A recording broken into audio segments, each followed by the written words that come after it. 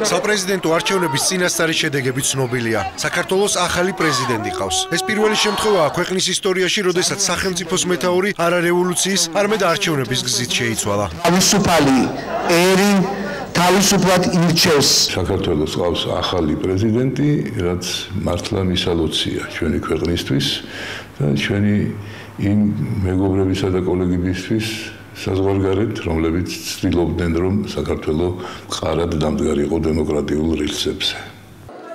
ცენტრალური საარჩევნო კომისიის ბოლო მონაცემებით საქართველოს საპრეზიდენტო არჩევნებში გიორგი მარგველაშვილი ლიდერობს, რომელსაც ამომრჩეველთა 62,12% მისცა ხმა. მეორე ადგილზე მყოფმა ერთიანი ნაციონალური მოძრაობის კანდიდატმა დავით ბაქრაძემ ოცნების საპრეზიდენტო კანდიდატს გამარჯვება უკვე გუშინვე, ეგზიტ პოლების გამოცხადებისთანავე მიულოცა.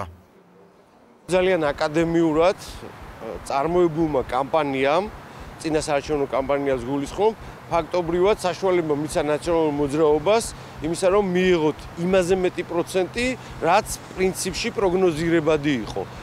ცესკოს მონაცემებით ხმების 99% უკვე დათვლილია. საარჩევნო კომისიას ბოლო შედეგების გამოსაცხადებლად 20 დღის ვადა აქვს. კონსტიტუციის მიხედვით საქართველოს პრეზიდენტის ინაუგურაცია არჩევნების დღიდან მესამე კვირა დღეს, 17 ნოემბერს გაიმართება.